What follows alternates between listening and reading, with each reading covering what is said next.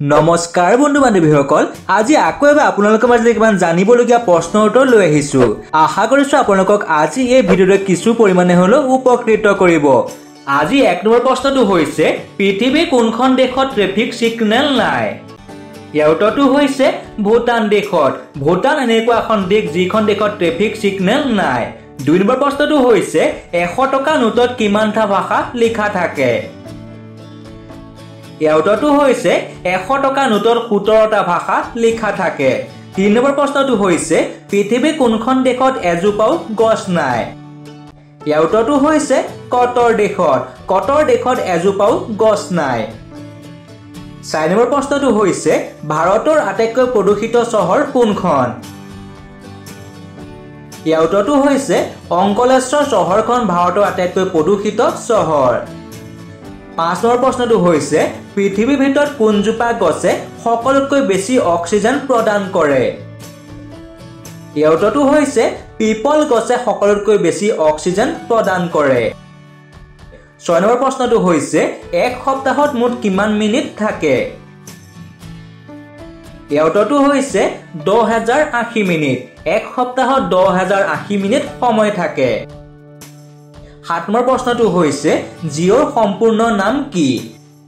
ইয়াৰ উত্তৰটো হৈছে joint implementation opportunities. আজি ৮ নম্বৰ প্ৰশ্নটো হৈছে ভাৰতবৰ্ষৰ প্ৰথম 5 ষ্টাৰ হোটেলখনৰ নাম কি? ইয়াৰ উত্তৰটো হৈছে তাজ হোটেল। মুম্বাই তাজ হোটেলখন ভাৰতবৰ্ষৰ প্ৰথম 5 ষ্টাৰ হোটেল। ৯ নম্বৰ প্ৰশ্নটো হৈছে আমেৰিকা কিমান চনত স্বাধীন হৈছিল? ইয়াৰ উত্তৰটো হৈছে ১৭৭৬ চনৰ ৪ জুলাই তাৰিখে আমেৰিকা স্বাধীন হৈছিল। ১০ নম্বৰ প্ৰশ্নটো হৈছে শ্ৰীলংকাৰ পুৰণি নাম কি? ইয়াৰ উত্তৰটো হৈছে চিলন। চিলন হৈছে শ্ৰীলংকাৰ পুৰণি নাম।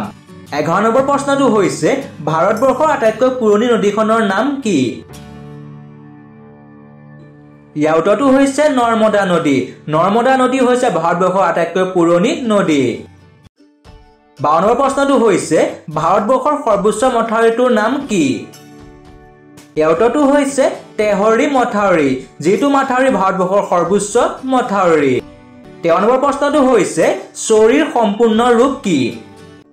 ইয়াৰ উত্তৰটো হৈছে someone is really remembering you।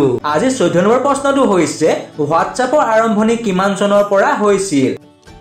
ইয়াৰ উত্তৰটো হৈছে ২০০৯ চনৰ পৰা হোৱাটছএপৰ আৰম্ভণি হৈছিল।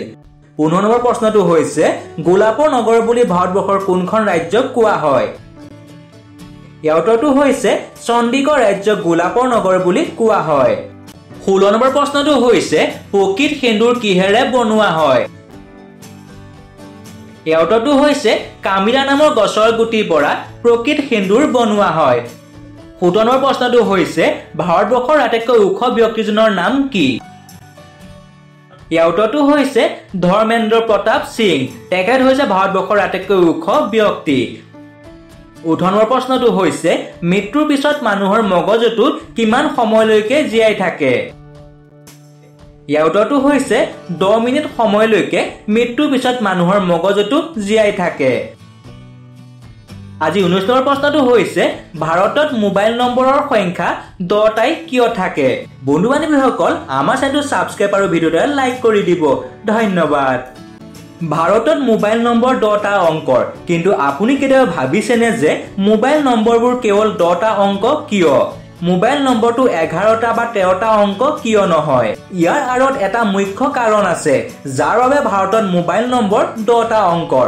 অৱশ্যে ২০০৩ চনলৈকে ভাৰতত ৯টা অংকৰ মোবাইল নম্বৰ আছিল, কিন্তু এতিয়া এই সংখ্যা ১০লৈ সলনি হৈছে। ভাৰতত মোবাইল নম্বৰ 10টা অংকৰ। ইয়াৰ মুখ্য কাৰণ হৈছে ৰাষ্ট্ৰীয় নম্বৰ আঁচনি অৰ্থাৎ NNP। যদি মোবাইল নম্বৰটো এটা অংকৰ হয় তেন্তে 0 পৰা 9 লৈ কেৱল 10টা নম্বৰহে সৃষ্টি কৰিব পৰা যাব, যাৰ বাবে কেৱল 10জন লোককহে সেই নম্বৰ প্ৰদান কৰিব পৰা যাব। একে সময়তে দুটা অংকৰ মোবাইল নম্বৰ থাকিলেও 0 পৰা 99 লৈ কেৱল 100টা নম্বৰহে সৃষ্টি কৰিব পৰা যাব, যাৰ বাবে কেৱল 100জন লোককহে সেই নম্বৰ প্ৰদান কৰিব পৰা যাব। ভাৰতবৰ্ষৰ বৰ্তমান জনসংখ্যা 140 কোটিতকৈও অধিক।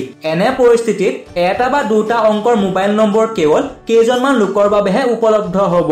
যদি 9টা অংকৰ মোবাইল নম্বৰ থাকে তেন্তে কেৱল এটা সীমালৈকেহে মানুহক মোবাইল নম্বৰ প্ৰদান কৰিব পৰা যাব। গণনা অনুসৰি 10টা অংকৰ প্ৰায় 1000 কোটি বিভিন্ন মোবাইল নম্বৰ সৃষ্টি কৰিব পাৰি, যাৰ বাবে ভাৰতবৰ্ষৰ দৰে এখন বিশাল জনসংখ্যাৰ দেশত 10টা সংখ্যাৰ মোবাইল নম্বৰ থাকিলে সকলো লোককে মোবাইল নম্বৰ প্ৰদান কৰা সহজ হ'ব। এই কাৰণে ভাৰতবৰ্ষত 10টা সংখ্যাৰ মোবাইল নম্বৰ আছে। বন্ধু বান্ধৱীসকল, আগতে এই বিষয়ে জানিছিলনে? কমেণ্ট কৰি জনাই দিব।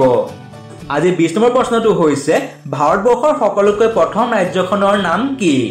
ইয়াৰ উত্তৰটো হৈছে বিহাৰ ৰাজ্য। তেনেহ'লে বন্ধু বান্ধৱীসকল, নতুন এটা ভিডিঅ'ত লগ পোৱাৰ আশাৰে আজিলৈ ধন্যবাদ।